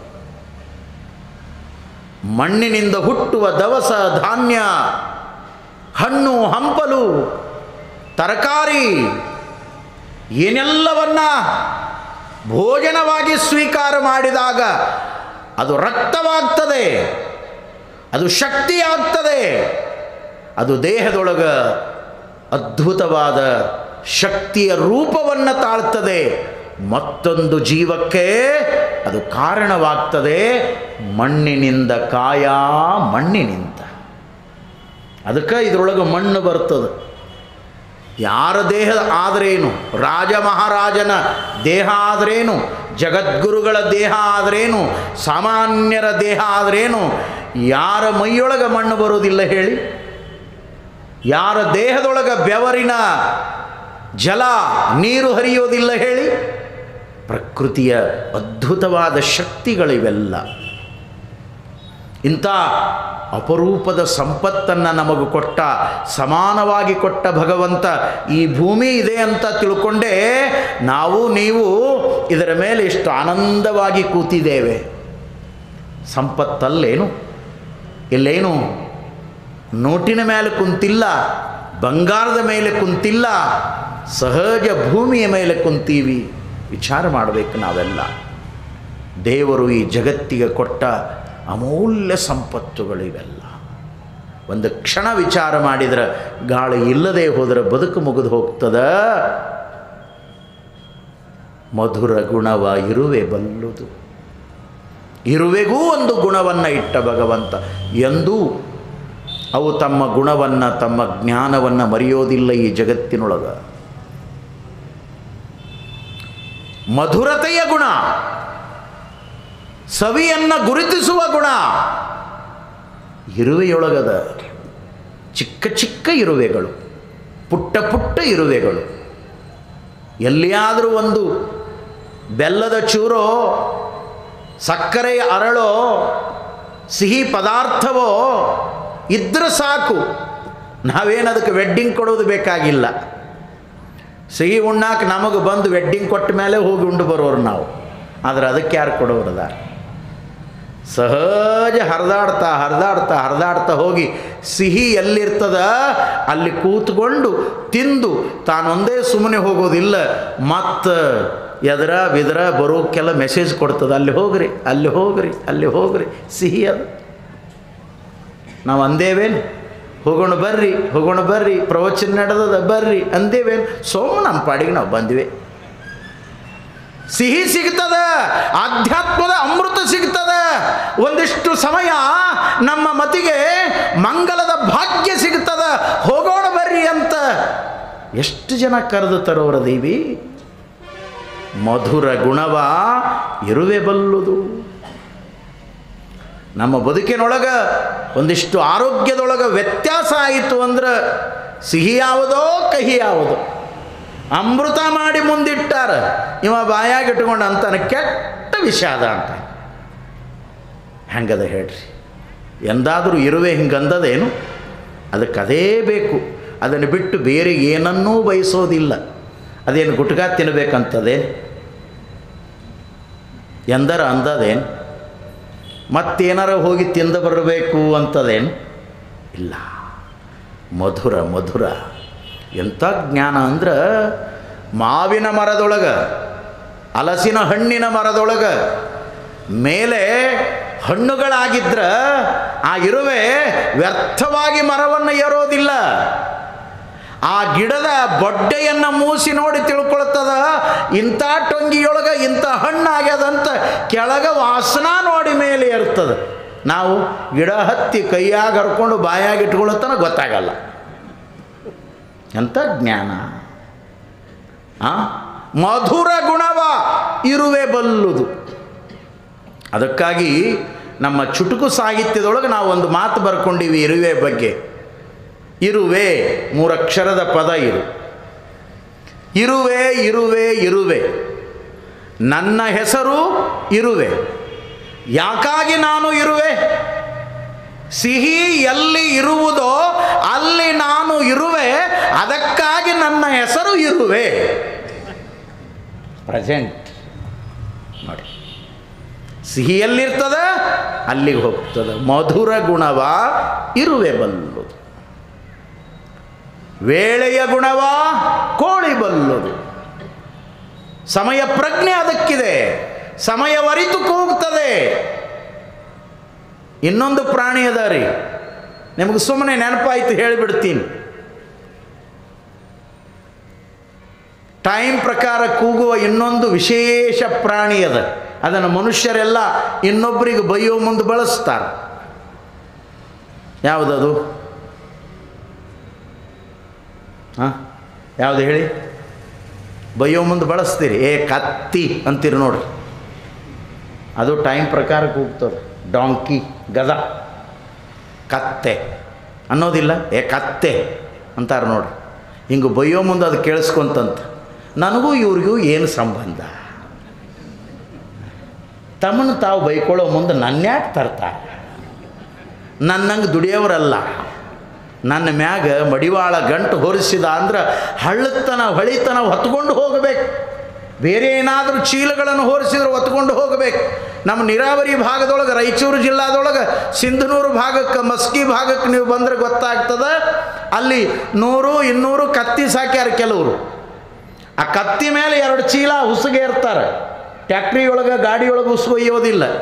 ಕತ್ತಿ ಮೇಲೆ ಒಯ್ದ್ರೆ ಕೇಸ್ ಆಗಂಗಿಲ್ಲ, ಗಾಡಿಯಾಗ ಒಯ್ದ್ರೆ ಕೇಸ್ ಆಗುತ್ತೆ. ನಮ್ಮಲ್ಲಿ ನಡೆದದು ಇದು ಏನ್ರಿ? ಒಂದು ಕತ್ತೆ ಮೇಲೆ 2 ಚೀಲ, ಈ ಕಡೊಂದು ಈ ಕಡೊಂದು, 100 ಕತ್ತಿಗೆ 200 ಚೀಲ ಹುಸುಗು, ಒಂದು ಗಾಡಿನ ಆತು. ಅವು ಮುಂಜಾನೆ ಎದ್ದುಗಳು ಹಿಂಗೆ ಹೊಡ್ತಿರ್ತಾವೆ ನೋಡ್ಬೇಕು. ಹೊತ್ತು ಮುಳುಗೋತಾನೆ ಒಂದು 50 ಸಲ ಓಡಿಸ್ತಾನ ಆ ಕಡೆಯಿಂದ ಈ ಕಡೆ, ಈ ಕಡೆಯಿಂದ ಆ ಕಡೆ. ಅವು ಬಂಧುಗಳೇ ಸಿನ್ನೂರಾಗ ಎಲ್ಲರೂ ದಾರಿನ ಬಿಡ್ತಾರೆ. ಅಷ್ಟು ಅದ್ಭುತ ಅದಂತಂತ. ನನ್ನನ್ನು ಯಾಕಪ್ಪ ಯಾರನ್ನೋ ಬೈಯುವ ಸಲುವಾಗಿ ನನ್ನ ಯಾಕೆ ಬಳಸ್ಕೋತೀರಿ? ನನಗೂ ನಿಮಗೂ ಏನು ಸಂಬಂಧ? ನಾ ಏನು ನಿಮಗೆ ಅನ್ಯಾಯ ಮಾಡೀನಿ? ನನ್ನನ್ನು ಬಳಸ್ಕೊಂಡು ಬೈತೀರಿ ಅಂದಮೇಲೆ ನೀವೆಷ್ಟು ಬುದ್ಧಿಜೀವಿಗಳು ಇರಬೇಕು ಅನ್ನುವುದನ್ನು ನಾ ಪರೀಕ್ಷೆ ಮಾಡ್ತೀನಿ ಅಂತ ತಿಳ್ಕೊಂಡು, ಸಮಯವರಿತು ಕೂಗುವ ಕತ್ತೆ, ಆ ಡಾಂಕಿ ಮನುಷ್ಯರನ್ನು ಕೇಳ್ತದೆ. ಈ ಎಲ್ಲ ವಿಷಯಗಳು ಬಹುಶಃ ಮಹಂತ ಸ್ವಾಮಿಗಳ ಚಿಂತನದೊಳಗೆ ಬರಬೇಕೇ ವಿನಃ ಇವೆಲ್ಲರ ಪುಸ್ತಕದಾಗ ಬರೆದಿಟ್ಟಿಲ್ಲ. ಕಾರಣ, ಈ ಪ್ರಸಂಗಗಳನ್ನು ಕೂಡ ಅಪರೂಪದ ಅನುಭವಕ್ಕಾಗಿ ಬಳಸಿಕೊಳ್ಳುವವರು ಮಹಂತ ಸ್ವಾಮಿಗಳು. ಆ ಡಾಂಕಿ, ಆ ಕತ್ತೆ ಗೋಡೆಯ ನೆರಳಿಗೆ ನಿಂತಿರ್ತದ. ಹಾದಿಯೊಳಗೆ ಜನಗಳು ಹೊಂಟಿರ್ತಾರ. ಮನುಷ್ಯರನ್ನದು ಕೇಳ್ತದ. ಅದಕ್ಕೆ ಕನ್ನಡ ಬರೋದಿಲ್ಲ, ಅದಕ್ಕೆ ಇಂಗ್ಲೀಷ್ ಬರೋದಿಲ್ಲ, ಅದಕ್ಕೆ ತೆಲುಗು ಬರೋದಿಲ್ಲ, ಅದಕ್ಕೆ ತಮಿಳು ಬರೋದಿಲ್ಲ, ಅದಕ್ಕೆ ರಾಷ್ಟ್ರ ಭಾಷಾ ಹಿಂದಿ ಬರ್ತದೆ. ಅದು ಎಷ್ಟು ಚಂದ ಕೂಗ್ತದೆ ಗೊತ್ತೇನ್ರಿ? ಹೈಕ್ಯ ಹೈಕ್ಯ ಹೈಕ್ಯ ಅನ್ನೋದಿಲ್ಲ. ವಿಚಾರ ಮಾಡಿರಿ, ನಾ ಎಷ್ಟು ಚಂದ ಹೊಲಿಸಿನ ಅದನ್ನು. ಹೈಕ್ಯ ಹೈಕ್ಯ ಹೈಕ್ಯ 3 ಸಲ ಒದರ್ತದ. ಹೈಕ್ಯ ಅದಾನೇನು ಅದಾನೇನು ಅದಾನೇನು. ಯಾರು? ದೇವ್ರದಾನೇನು ದೇವ್ರದಾನೇನು ದೇವ್ರದಾನೇನು ಅಂತ ಈ ಕತ್ತಿ ಕೇಳ್ತದ. ಈ ಕತ್ತಿ ಕೇಳೋದು ಆ ಕತ್ತಿಗಳಿಗೆ ಎಲ್ಲಿ ಗೊತ್ತಾಗಬೇಕು? ತಲೆ ಬಗ್ಗಿಸ್ಕೊಂಡು ಹೊಂಟಿರ್ತಾವೆ ಜಗತ್ತಿನಾಗ. ಈಗಂತೂ ಭಯ ಬಂದದ. ಬೀದ್ಯಾಗ ಅಡ್ಡಾಡೋದು ಸಹಿತ ಭಯ ಬಂದದ. ಯಾರನ್ನಾರ ಹಾದ್ಯಾಗ ಹೋಗೋ ಮುಂದೆ ಆರಾಮದಿರಿ ಏನ್ರಿ ಅನ್ನೋದು ಕಷ್ಟ ಆಗ್ಯದ. ನಮ್ಮ ಆರಾಮ್ ತೊಗೊಂಡು ನೀವೇನು ಮಾಡ್ತೀರಿ ಅನ್ನೋ ಮಂದಿ ಹುಟ್ಟ್ಯಾರಿಗೆ. ಮುಂದೆ ಮಾಡೋರು ಏನದಿರಿ ಹೇಳ್ರಿ? ಎಷ್ಟು ಕುಲಗೆಟ್ಟು ಹೊಂಟೀವಿ. ಮನುಷ್ಯ ಲೋಕದೊಳಗೆ ಮನುಷ್ಯರು, ಮನುಷ್ಯತ್ವ ಹಾಳಾಗಕತ್ಯದ. ಹೈಕ್ಯ ಅದಾನೇನು ಅದಾನೇನು ಅದಾನೇನು ಯಾರು? ದೇವ್ರದಾನೇನು ದೇವ್ರದಾನೇನು ದೇವ್ರದಾನೇನು ಕೇಳ್ತದ್ರಿ. 20 ವರ್ಷದ ಆಯುಷ್ಯದ ಭಾಗ್ಯವನ್ನು ಪಡೆದುಕೊಂಡು ಸೃಷ್ಟಿಯೊಳಗೆ ಹುಟ್ಟಿ ಒಂದು ದಿನ ಸಾಯುವ ಕತ್ತೆ ಕೇಳ್ತದೆ ತನ್ನ ಧ್ವನಿಯೊಳಗೆ. ಗಾರ್ಧವರಾಗ ಅಂತಾರೆ ಅದಕ್ಕೆ, ಕೇಳ್ತದೆ. ಇವು ಸುಮ್ಮ ಹೊಂಟಿರ್ತಾವ, ಅದು ವಿಚಾರ ಮಾಡ್ತದೆ. ಸುಮ್ಮನೆ ನನ್ನನ್ನು ಕತ್ತಿ ಅಂತಾರ. ಇವಕ್ಕಿದ ಗೊತ್ತಿಲ್ಲ ಅಂದ್ರೆ ನಾನಾ ಚಲೋ ಅಂತದು. ಅರ್ಥ ಆಯ್ತಲ್ಲ? ನಾ ಕೇಳೋದು ಇವಕ್ಕೆ ತಿಳಿಯಂಗಿಲ್ಲ ಅಂದ್ರೆ ನಾನಾ ಚಲೋ, ಇವು ಮನುಷ್ಯರಾಗ್ಯಾರ ಏನು ಉಪಯೋಗ? ಆವಾಗ ಇವರು ಸುಮ್ಮನೆ ಹೋಗೋದನ್ನು ನೋಡಿ ಆ ಕತ್ತೆ ಮುಕ್ತಾಯ ಮಾಡುವಾಗ ಎಷ್ಟು ಚಂದ ಅಂತದು ಗೊತ್ತೇನ್ರಿ? ಹೈಕ್ಯಾ ಹೈಕ್ಯಾ ಹೈಕ್ಯಾ 3 ಸಲ ಹಿಂಗೆ ಹೋದ್ರಿ. ಅದನ್ನು ಮುಕ್ತಾಯ ಮಾಡೋ ಮುಂದೆ ಹೆಂಗೆ ಆಲಾಪ ಮಾಡಿ ಇವರು ಅಂತ ಮುಗಿಸ್ತಾರಲ್ಲ ಗಾಯಕರು, ಹಂಗೆ ಅದು ಏನಂತದು ಗೊತ್ತೇನು? ಹೈ ಹೈ ಹೈ ಏನಂತದ್ರಿ? ಹೈ ಹೈ ಹೈ ಅದಾನ್ ಅದಾನ್ ಅದಾನ್. ಅವ ಇಲ್ಲದೆ ಜಗತ್ತಿಲ್ಲ ಅನ್ನುವ ಸತ್ಯವನ್ನು ಸಾರ್ತದ ಕತ್ತೆ ಈ ಜಗತ್ತಿನೊಳಗೆ. ಎಂಥ ಜ್ಞಾನ ಅದು! ಗಾರ್ಧವ ಜ್ಞಾನ. ವಿಚಾರ ಮಾಡಿ. ವೇಳೆಯ ಗುಣವ ಕೋಳಿ ಬಲ್ಲುದು. ವಿಚಾರ ಮಾಡುವಂಥ ಮಾತು. ತನ್ನ ಅಪರೂಪವಾಗಿರುವಂಥ ಜ್ಞಾನದ ಮೂಲಕ ಇವುಗಳ ವಿಚಾರವನ್ನು ಹೇಳುವಂಥ ಮಡಿವಾಳ ಮಾಚಿದೇವರು ಕೊನೆಗೊಂದು ಮಾತನ್ನು ಹೇಳ್ತಾರೆ. ಮಾನವನಾಗಿ ಹುಟ್ಟಿದ ಬಳಿಕ, ಎಲ್ಲ ಮಾನವರನ್ನು ಕುರಿತಾಗಿ ಶರಣರ ವಚನಗಳು ಅದು ಕೇವಲ ಲಿಂಗಾಯತರಿಗೆ ಮಾತ್ರ ಅಂತಲ್ಲ, ಅದು ಮೇಲು ವರ್ಗದವರಿಗೆ ಮಾತ್ರ ಅಂತಲ್ಲ, ಒಟ್ಟಾರೆ ಮನುಷ್ಯರು ಅಂತ ತಿಳ್ಕೊಂಡು ನಾವು ಯಾರ್ಯಾರು ಈ ಭೂಮಿ ಮೇಲೆ ಉಸಿರಾಡ್ತೇವೆ ಎಲ್ಲರಿಗೂ ಜೀವನದ ಸತ್ಯದ ಆಧ್ಯಾತ್ಮದ ಅರಿವನ್ನು ನಮ್ಮ ಶರಣರು ತಮ್ಮ ವಚನದ ಅನುಭವದೊಳಗೆ ತಿಳಿಸಿಕೊಡ್ತಾರೆ. ಮಾನವನಾಗಿ ಹುಟ್ಟಿದ ಬಳಿಕ, ಮನುಷ್ಯ ಆಗಿ ಹುಟ್ಟಿದಿ ಅಂದಮೇಲೆ ಹುಟ್ಟಿದ ಬಳಿಕ ಶಿವಜ್ಞಾನವನರಿಯದಿದ್ದಡೆ. ಏನು ಅನುಭವದ ಮಾತು! ನೀನು ಯಾವ ಜ್ಞಾನವನ್ನು ಅರಿಬೇಕು ಅಂದ್ರೆ ಶಿವಜ್ಞಾನವನರಿಯದಿದ್ದಡೆ ಆ ಕಾಗೆ ಆ ಕೋಳಿಗಳಿಗಿಂತ ಕರಕಷ್ಟ ಕಾಣ ಕಲಿದೇವರ ದೇವ. ಆ ಪಶು ಪಕ್ಷಿ ಪ್ರಾಣಿಗಳಿಗಿಂತಲೂ ನಿನ್ನ ಬದುಕು ಕನಿಷ್ಠ ಅಂದ್ರವರು. ಅದನ್ನೇ ಅಪ್ಪ ಅವರು ಶ್ವಾನಜ್ಞಾನ, ಗಜಜ್ಞಾನ, ಕುಕ್ಕುಟ ಜ್ಞಾನ, ಈ ಜ್ಞಾನಗಳೆಲ್ಲ ಏನಾದವೋ ಇಂಥ ಅಪರೂಪದ ಜ್ಞಾನ ಈ ಪುಟ್ಟ ಪುಟ್ಟ ಪ್ರಾಣಿಗಳಲ್ಲಿ, ಪಕ್ಷಿಗಳಲ್ಲಿ, ಜಂತುಗಳಲ್ಲಿ ಇರುವಾಗ ಇದಕ್ಕೆ ನಾವು ಸಾಮಾನ್ಯ ಜ್ಞಾನ ಅಂತ ಕರೀತೇವೆ. ವಿಶೇಷವಾಗಿರುವಂಥ ಅರಿವಿನ ಜ್ಞಾನವನ್ನು ಪಡೆದುಕೊಂಡು ಬಂದ ಮಾನವ ನೀನೇನು ಈ ಭೌತಿಕ ಜಗತ್ತಿನೊಳಗ ನಿನ್ನ ಬದುಕಿನ ವ್ಯವಸ್ಥೆಯ ಹೋರಾಟಕ್ಕಾಗಿ, ನಿನ್ನ ಜೀವನದ ಉಪಜೀವನಕ್ಕಾಗಿ ಏನೆಲ್ಲ ತಿಳುವಳಿಕೆಯನ್ನು ತಿಳ್ಕೊಂಡು ಜ್ಞಾನದ ಸಂಪಾದನೆಯನ್ನು ಮಾಡಿಕೊಳ್ತಾ ಇದ್ದೀಯಲ್ಲ, ಆರ್ಟ್ಸ್ ಓದ್ತೀಯ, ಕಾಮರ್ಸ್ ಓದ್ತೀಯ, ಸೈನ್ಸ್ ಓದ್ತೀಯ, ಮೆಡಿಕಲ್ ಓದ್ತೀಯ, ಇಂಜಿನಿಯರಿಂಗ್ ಓದ್ತೀಯ, ಡಿಪ್ಲೊಮೊ ಕೋರ್ಸ್ಗಳನ್ನು ಓದ್ತೀಯ, ಏನೇನೋ ಏನೇನೋ ಏನೇನೋ ನಿನ್ನ ನಾಲೆಜ್ಗಾಗಿ ನೀನೇನು ಜ್ಞಾನದ ಸಂಪಾದನೆಯನ್ನು ಮಾಡಿಕೊಳ್ತಾ ಇದ್ದೀಯಾ. ಈ ಜ್ಞಾನ ಬಹಳ ದೊಡ್ಡ ಜ್ಞಾನ ಅಲ್ಲ, ಇದು ಕೇವಲ ಉಪಜೀವನದ ಜ್ಞಾನ. ಅವರು ಹೇಳಿದರು, ಕೂಡಲ ಸಂಗಮ ದೇವ, ನಿಮ್ಮ ನರಿಯದ ಜ್ಞಾನವೆಲ್ಲ ಅಜ್ಞಾನ ನೋಡು. ನಿನ್ನನ್ನು ಅರಿಲಾರ್ದಂಗ ಯಾವ ಯಾವ ಜ್ಞಾನವನ್ನು ಮಾನವರು ಪಡ್ಕೊಳ್ತಾರ ಅದೆಲ್ಲ ಅಜ್ಞಾನ ಅಂತಾರ ಬಸವಣ್ಣನವರು. ಹಾಗಿದ್ದ ಮೇಲೆ ಯಾವುದು ಶುದ್ಧ ಜ್ಞಾನ? ಯಾವ ಜ್ಞಾನದ ಮೂಲಕ ಈ ಬದುಕನ್ನು ಮಾನವ ಕಟ್ಕೋಬೇಕು? ಅದಕ್ಕಾಗಿ ಒಬ್ಬ ಹಿಂದಿ ಅನುಭಾವಿ ಬಹಳ ಚಲೋ ಒಂದು ಮಾತನ್ನು ಬರೀತಾನೆ. ಜಿಂದಗಿ ಮೇ दो जानने की चीज है, जिंदगी का मकसद क्या है? ಈ ಜೀವನದ ಗುರಿ ಏನು? ಈ ಜೀವನದೊಳಗ ಯಾವುದನ್ನ ತಿಳ್ಕೋಬೇಕು ಮನುಷ್ಯ? ಎಲ್ಲದೂ ತಿಳ್ಕೊಂಡು ಭೌತಿಕವಾಗಿರುವಂಥ ವಿಚಾರಗಳನ್ನು ಜೀವನದ ತುಂಬ ನೀನು ತುಂಬಿಕೊಂಡು, ಇದು ಬಹಳ ದೊಡ್ಡದಲ್ಲ. ಒಬ್ಬ ಅನುಭಾವಿ ಹೇಳ್ತಾನ, ಜಿಂದಗಿ ಮೇ ದೋ ಜಾನನೆ ಕಿ ಚೀಜ್ ಹೈ, ಜೀವನದೊಳಗೆ ಎರಡು ಅವಶ್ಯವಾಗಿ ತಿಳಿದುಕೊಳ್ಳುವಂಥ ಜ್ಞಾನ ಇದ್ದಾವ.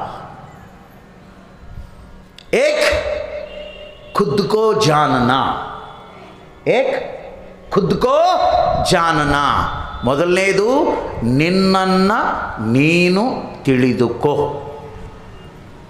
ಆರು ನಾನೆಂದು ವಿಚಾರಿಸು. ವಿಷಮ ಸಂಸಾರವಿದನು ಕನಸೆಂದರಿ. ನಿಜಗೊಂಡ್ರು ಹೇಳಿದ್ರಿ ಈ ಮಾತನ್ನು. ನಿನ್ನನ್ನು ನೀನು ತಿಳ್ಕೊಳ್ಳೋದು ಮೊದಲನೆಯ ಜ್ಞಾನ.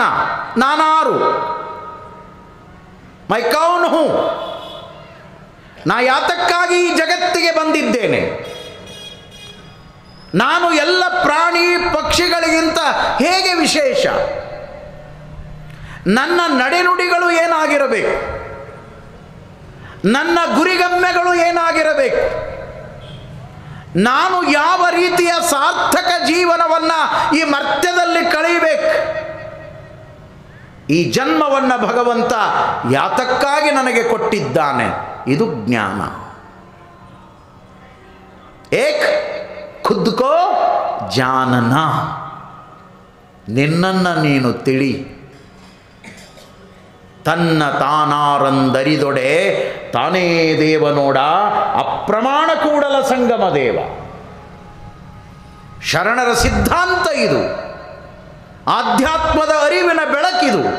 ಮೊದಲು ನಮ್ಮನ್ನು ನಾವು ಅರಿಯೋದು, ತಿಳಿಯೋದು.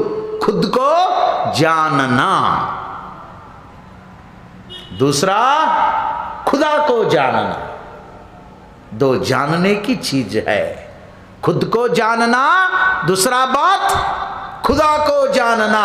खुदा ಅಂದ್ರೆ ದೇವರು. ದೇವನೊಬ್ಬನಿದ್ದಾನೆ, ಅವನಿಲ್ಲದೆ ಜಗವಿಲ್ಲ, ಅವನಿಲ್ಲದೆ ಉಸಿರಿಲ್ಲ, ಅವನಿಲ್ಲದೆ ಬದುಕಿಲ್ಲ, ಅವನಿಲ್ಲದೆ ಏನೂ ಇಲ್ಲ ಅನ್ನುವಂಥ ಅರಿವಿನ ಎಚ್ಚರಿಕೆಯ ಜ್ಞಾನವನ್ನು ಮಾಡಿಕೊಳ್ಳೋದು, ನಿನ್ನನ್ನು ನೀನು ತಿಳ್ಕೊಳ್ಳೋದು ಮನುಷ್ಯ ಜನ್ಮದ ಸಾರ್ಥಕತೆಯ ಎರಡು ಜ್ಞಾನಗಳು. ನೀ ಬೇಕಾದ್ದು ತಿಳಿದಿರಬಹುದು, MBBS ಮುಗಿಸಿ MD ಮಾಡಿರಬಹುದು, ಖರೆ ಇದನ್ನು ತಿಳ್ಕೊಳ್ಳಿಲ್ಲ ಅಂದ್ರೆ ಅದೆಲ್ಲವೂ ಅಜ್ಞಾನ ನೋಡ, ಅಜ್ಞಾನ ನೋಡ. ತನ್ನನ್ನು ತಾನರಿಯಬೇಕು. ಹಡಪದ ಅಪ್ಪಣ್ಣನವರು, ಅಪ್ಪ ಬಸವಣ್ಣನವರ ಆ ದಿನಮಾನದ ಆಪ್ತ ಕಾರ್ಯದರ್ಶಿ, personal chief secretary, prime minister Basavanna, Kalyana ರಾಜ್ಯದ ಪ್ರಧಾನಮಂತ್ರಿ ಬಸವಣ್ಣ, ಆಪ್ತ ಕಾರ್ಯದರ್ಶಿ ಹಡಪದ ಅಪ್ಪಣ್ಣ. ಯಾರ ಮುಖ ನೋಡಿದ್ರೆ ಕೆಟ್ಟಾಗತ್ತಂತ ಜಗತ್ತಿನೊಳಗೆ ಸಂಪ್ರದಾಯವಾದಿಗಳು ಬರೆದಿಟ್ಟಿದ್ರೋ, ಮುಂಜಾನೆ ಎದ್ದುಗಳೇ ಅವ್ರ ಮುಖವನ್ನೇ ನೋಡಿ ಬದುಕನ್ನು ಬೆಳಕಾಗಿಸಿಕೊಂಡ ಬಸವಣ್ಣ. ಇದು ಜಗತ್ತಿಗೆ ಕೊಟ್ಟ ಸಂದೇಶ. ಬಹಳ ಅಜ್ಞಾನ ತುಂಬ್ಯದ ಸಮಾಜದೊಳಗೆ. ಯಾವ ಪುಣ್ಯಾತ್ಮ ನಮ್ಮ ಮುಖ ಸ್ವಚ್ಛ ಮಾಡಿ ಇನ್ನೊಬ್ಬರ ಮುಂದೆ ನಮ್ಮ ಮುಖ ತಳತಳ ಹೊಳೆಂಗೆ ಮಾಡ್ತಾನ, ಅವ ಕೆಟ್ಟಾದ. ನಿಮ್ಮ ಮಾರಿ ಅವ ನೋಡಲಿಲ್ಲ ಅಂದ್ರೆ ನಿಮ್ಮ ಮಾರಿ ಯಾರೂ ನೋಡ್ಲಾರ್ದಂಗೆ ಆಗುತ್ತೆ. ಇದನ್ನು ವಿಚಾರ ಮಾಡಿ. ಅವ ಕೆಟ್ಟ, ಮಾರಿ ಮ್ಯಾಲಿನ ಹೊಲಸು ತೆಗಿಯವ ಕೆಟ್ಟ, ಬಟ್ಟೆ ತೊಳೆದು ಕೊಡುವ ಮಡಿವಾಳ ಕೆಟ್ಟ, ಅವ ಸುಮಾರ. ಇದನ್ನು ವಿಚಾರ ಮಾಡಿ ಅನುಭವ ಮಂಟಪದೊಳಗೆ ಕುಲ 18 ಜಾತಿಯ ಎಲ್ಲ ಜನಾಂಗದ ಶರಣರನ್ನು ಒಗ್ಗೂಡಿಸಿಕೊಂಡು ಅವರೊಳಗೆ ಈ ಜ್ಞಾನದ ಅರಿವನ್ನು ತುಂಬಿ ಆಧ್ಯಾತ್ಮ ಲೋಕದ ಮಿನುಗುವ ತಾರೆಗಳನ್ನಾಗಿ ಮಾಡಿದ ಬಸವಣ್ಣ. ಅದಕ್ಕಾಗಿ ಬಸವಣ್ಣನನ್ನು ಸಾಂಸ್ಕೃತಿಕ ನಾಯಕ ಅಂತ ಕರೀತೇವೆ, ಸುಮ್ಮನೆ ಕರೆಯೋದಿಲ್ಲ. ಇಡೀ ಪ್ರಪಂಚದೊಳಗೆ ಬಸವಣ್ಣನಂಥ ಮಹಾನುಭಾವರು ಸಿಗೋದಿಲ್ಲ. ಎಲ್ಲ ವಿಚಾರಗಳನ್ನು ಮುಂದಿಟ್ಟುಕೊಂಡು ವಿಚಾರ ಮಾಡಿ ನೀವು. ಎಲ್ಲ ಕ್ಷೇತ್ರದಲ್ಲಿ ಬಸವಣ್ಣ ಮುಂಚೂಣಿಯೊಳಗಿರ್ತಾನೆ. ನೂರಾರು ಜನ ದಾರ್ಶನಿಕರನ್ನು ಮುಂದಿಟ್ಟುಕೊಂಡು ಇಂಗ್ಲೆಂಡಿನ ಕೇಂಬ್ರಿಡ್ಜ್ ಯೂನಿವರ್ಸಿಟಿಯೊಳಗೆ ದೊಡ್ಡ ದೊಡ್ಡ ಸಂಶೋಧಕರು ಚರ್ಚೆಗೆ ಕುಂತಾಗ ನಂಬರ್ 1 ಆಗಿ ವಿಶ್ವದೊಳಗೆ ಸಾಂಸ್ಕೃತಿಕ ನಾಯಕನಾಗಿ ಕಂಗೊಳಿಸಿರುವ ಪುಣ್ಯಾತ್ಮ, ಕನ್ನಡ ನಾಡಿನ ಹೆಮ್ಮೆಯ ಪುತ್ರ ವಿಶ್ವಗುರು ಬಸವಣ್ಣ. ವಿಶ್ವಗುರು ಬಸವಣ್ಣ. ಅದಕ್ಕಾಗಿಯೇ ಅವರು ಥೇಮ್ಸ್ ನದಿ ದಂಡ್ಯಾಗ ಕೂಡಿಸಿ ದಿನ ನಮಸ್ಕಾರ ಮಾಡಾಕತ್ಯಾರ. ನಮ್ಮ ಮಂದಿಗೆ ಇನ್ನೂ ಬಸವಣ್ಣ ಅರ್ಥನ ಆಗಿಲ್ಲ. ಮಂದಿಗೆ ಅರ್ಥ ಆಗೋದು ದೂರ ಆಯಿತು, ಎಷ್ಟೋ ಜನ ಸ್ವಾಮಿಗಳಿಗೆ ಬಸವಣ್ಣ ಗೊತ್ತಾಗಿಲ್ಲ. ಅವನ ಹೆಸರೇಳೇ ಹೊಡಿತಾರೆ, ಮಿಟ್ಟ ಮಿಟ್ಟ ಮೇವ ಮೇವ. ಬಸವಣ್ಣ ಇಲ್ಲ ಅಂದ್ರೆ ಇವರು ಬಂಡವಾಳವೇ ಇಲ್ಲ. ಬಸವಣ್ಣ ಈ ಸಮಾಜದೊಳಗೆ ಒಂದು ಲಾಕೆಟಿನಿಂದ ಹಿಡ್ಕೊಂಡು ಒಂದು ಬೃಹತ್ ಗ್ರಂಥದವರೆಗೆ ವ್ಯಾವಹಾರಿಕ ವಸ್ತು ಆಗ್ಯಾನ ಬಸವಣ್ಣ. ತತ್ವದ ವಸ್ತು ಆಗಬೇಕು, ವಿಚಾರದ ವಸ್ತು ಆಗಬೇಕು, ಸಾಮರಸ್ಯದ ವಸ್ತು ಆಗಬೇಕು. ಅಂದಾಗ ಮಾತ್ರ ನಿಜವಾದ ಆದರ್ಶಗಳನ್ನು ಮಾನವ ಸಮಾಜದೊಳಗೆ ನಾವು ಕಾಣಲಿಕ್ಕೆ ಸಾಧ್ಯ. ಏನು ವಚನಗಳನ್ನು ನಾವು ಹೇಳ್ತೀವಿ, ಇನ್ನೊಬ್ಬರು ಹೇಳ್ತಾರೆ. ವಚನ ಹೇಳಕ್ಕೆ ಏನು ಗಂಟು ಹೋಗ್ಯದ್ರಿ? ಗಿಳಿಗೆ ಕಲಿಸಿದ್ರು ಅದು ವಚನ ಹೇಳ್ತಾರೆ. ಏನು ಹೇಳೋದು ವಚನ ಹೇಳೋದು ದೊಡ್ಡದಲ್ಲ, ವಚನ ಜೀವನದೊಳಗೆ ಪಚನ ಆಗೋದು ದೊಡ್ಡದದು. ಪಚನ ಹೆಂಗೆ ಊಟ ಮಾಡಿದ ಅನ್ನ ಪಚನ ಆದ್ರೆ ಆರೋಗ್ಯನೋ ಹಾಗೆ ವಚನ ಜೀವನದೊಳಗೆ ಪಚನ ಆಯಿತು ಅಂದ್ರೆ ಸುಖಿ ಸಮಾಜವನ್ನು ಕಾಣಲಿಕ್ಕೆ ಸಾಧ್ಯ ಆಗ್ತದೆ. ವಿಚಾರ ಮಾಡಿ ಬಂಧುಗಳೇ. ಬಸ್ಸು ಭಾಳ ರಶ್ ಇತ್ತಂತ. ಒಬ್ಬ ವಯಸ್ಸಾದ ಮುದುಕ ಬಡಿಗೆ ಹಿಡ್ಕೊಂಡು ನಡ್ಕೋತ ನುಗ್ಕೋತ ದಬ್ಕೋತ ಬಸ್ ಹತ್ತಿದ. ತುಂಬಿತ್ತು ಬಸ್ಸು, ಬರೀ ಹೆಣ್ಮಕ್ಳು ತುಂಬಿದ್ರು. ಸಿದ್ದರಾಮಯ್ಯನ ಪುಣ್ಯ ತುಂಬಿ ತುಳುಕಿದ್ರು. ಎಲ್ಲ ಬಸ್ನಾಗ ಅವರೇ ಇರ್ತಾರೆ. ನೀವು ಹೋಗ್ರಿ, ನಿಮ್ಮನ್ನು ದುರ್ಗುಟ್ಟಿ ನೋಡ್ತಾರೆ. ಎದಕ್ಕೆ ಬಂದ್ರಿ? ನಮ್ಮವ ಬಸ್ ಅಂತಾರೆ ಅವ್ರು. ಏನು ಸ್ವಾತಂತ್ರ್ಯ ಕೊಡ್ತಾರೆ ಜಗತ್ತಿನೊಳಗೆ? ಎಷ್ಟು ದಿನ ಪುಕ್ಕಟ್ಟೆ ಕೊಡೋರು ಯಪ್ಪ. ಕಾಯಕ ಮಾಡಿ ಬದುಕ್ರಿ ಅಂತ ಶರಣರು ಅಂದರು. ಪುಕ್ಕಟ್ಟೆ ಕೊಟ್ಕೊಂತ ನೀವು ಹೊಂಟ್ರಿ. ಹೆಂಗೆ ಲೋಕ, ಏನು ಜಗತ್ತ, ಏನು ಸಮಾಜ, ಎಲ್ಲಿಗೆ ಬಂತು ವ್ಯವಸ್ಥೆ? ವಿಚಿತ್ರ ಅಂದ್ರೆ ಎಲ್ಲ ಕಡೆ ಕುಂತಿದ್ರು. ಒಂದು ಕಡೆ ಒಂದು 4-5 ಹುಡುಗರು, ಕಾಲೇಜಿಗೆ ಹೋಗೋ ಹುಡುಗರು 3 ಸೀಟ್ನಾಗ ಕುಂತಿದ್ರು. ಇವು ವಯಸ್ಸಾದ ಮುದುಕ ಬಡಿಗೆ ಹಿಡ್ಕೊಂಡು ಒಳಗೆ ಬಂದ. ಮೇಲೆ ಆ ಸಲಾಕೆಯನ್ನು ಹಿಡ್ಕೊಂಡು ನಿಂತ. ಯಾರೂ ಎದ್ದು ಸೀಟ್ ಕೊಡಲಿಲ್ಲ. ಯಾರು ಕೊಡೋರದಾರ? ಮತ್ತು ನಮ್ಮಂಥವ್ರು ಎಲ್ಲಾರ ನೋಡಿ ಎದ್ದೇಳಬೇಕಷ್ಟ. ಕೊಡೋರು ಯಾರದಾರ? ನಮ್ಮ ಜೀವನದೊಳಗೆ ನಡೆದ ಘಟನಾ. ಒಂದೊಮ್ಮೆ ಬಸ್ಸಿನೊಳಗೆ ಪ್ರಯಾಣ ಮಾಡೋ ಮುಂದೆ ಒಬ್ಬ ತಾಯಿ 4 ಕರ್ಕೊಂಡು ಬಂದ. 1 ಅಲ್ಲ 2 ಅಲ್ಲ 3 ಅಲ್ಲ 4 ಸಣ್ಣ ಸಣ್ಣ ಮಕ್ಕಳು. 4 ಈಗಲ್ಲದು, ಭಾಳ ವರ್ಷಗಳಾಯ್ತು. ಕರ್ಕೊಂಡು ಬಂದಾಳ. ನಾವು ಕುಂತಿದ್ವಿ, ಫುಲ್ಲಾಗಿತ್ತು ಬಸ್ ಎಲ್ಲ. ಆ ತಾಯಿ 4 ಮಕ್ಕಳ ಕಷ್ಟ ನೋಡಿ ನಾ ಎದ್ದು, ಯವ್ವ ಕೂಡು ಒಂದೇ. ಕುಂತ್ಲ ಆ ತಾಯಿ. ಕುಂತ ಮೇಲೆ ಒಂದು ಮಾತು ಹೇಳಿದೆ, ಯವ್ವ ಬರೋದು ಬಂದಿದ್ದಿ, ಒಬ್ಬಕ್ಕೆ ಬಂದಿದ್ದಿ, 4 ಯಾಕೆ ಕಟ್ಕೊಂಡು ಬಂದು? ಇದ್ರಾಗ 1-2 ಬಿಟ್ಟು ಬರಬೇಕಿಲ್ಲ ಅಂದೆ. ಯಪ್ಪ 6 ಬಿಟ್ಟು ಇವು 4 ತೊಗೊಂಬಂದೀನಿ ಅಂದ್ಲಾಕಿ.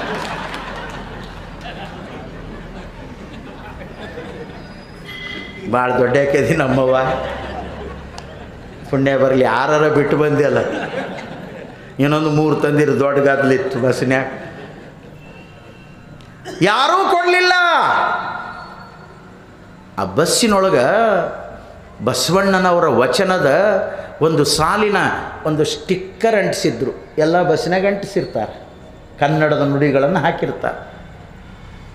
ಅಲ್ಲಿ ಏನಿತ್ತು ಅಂದ್ರೆ, ದಯವೇ ಧರ್ಮದ ಮೂಲವಯ್ಯ. ಇದನ್ನು ನೋಡಿದ ಮುದುಕ ಬಸವಣ್ಣನವರು ವಚನ ಹೇಳಿದರ ಸೀಟ್ ಕೊಟ್ಟಾರೇನು ಅಂತ ಅವೇನು ಹುಡುಗರು ಕುಂತಿದ್ವು ಅಲ್ಲಿ ಸಮೀಪಕ್ಕೆ ಹೋಗಿ, ದಯವಿಲ್ಲದ ಧರ್ಮ ಅದೇ ಉದಯ್ಯ, ದಯವಿಟ್ಟು ಸೀಟು ಬಿಟ್ಟು ಕೊಡಿರಯ್ಯ. ವಚನ ಕೇಳಿದ. ಆ ಹುಡುಗರಂದು, ತಾತ ಮುತ್ಯ ನಿನಗಟ್ಟ ಬರ್ತಾವೇನು ವಚನ, ನಾವು PU ಓದ್ತೀವಿ, ನಮಗೂ ಒಂದು 4 ವಚನ ಇಟ್ಟಾರಂದ್ರೆ ಅವರು ಓದಾಕ ಟೆಸ್ಟಿಗೆ. ಇವ ದಯವಿಲ್ಲದ ಧರ್ಮ ಅದೇ ಉದಯ್ಯ, ದಯವಿಟ್ಟು ಸೀಟು ಬಿಟ್ಟು ಕೊಡಿರಯ್ಯ ಅಂತ ತಿಳ್ಕೊಂಡು ಅಂದಾಗ ಅವರು ಮರಳಿ ವಚನದೊಳಗೆ ಇವ್ರಿಗೆ ಉತ್ತರ ಕೊಡ್ತಾರ, ಪರರ ಚಿಂತೆ ನಮಗೇ ತಕ್ಕಯ್ಯ. ಇದು ಬಸವಣ್ಣನ ವಚನ, ಅದು ಬಸವಣ್ಣನ ವಚನ. ಹಿಂಗೆ ವಚನ ಬಳಕೆ ಆದ್ರೆ ಸೀಟ್ ಕೊಡೋವ್ರೆ, ಆ ಸೀಟ್ನ್ಯಾಗ ಕುಂದ್ರೋವ್ರೆ, ಅದು ಬದುಕಿ ನಡೆಯೋದು ಹೆಂಗೆ, ಸಮಾಜದೊಳಗೆ ಉದ್ಧಾರ ಆಗೋದು ಹೆಂಗೆ ರೀ? ವಿಚಾರ ಮಾಡಿರಿ. ಪರರ ಚಿಂತೆ ನಮಗೇ ತಕ್ಕಯ್ಯ. ಇವರಿಬ್ಬರೂ ಮಾತಾಡೋದನ್ನು ಹಿಂದಿನ ಸೀಟ್ನ್ಯಾಗ ಮಹಂತ ಸ್ವಾಮಿಗಳು ಪ್ರವಚನ ಕೇಳಿದ ಮುದುಕಿ ಕೂತಿತ್ತು.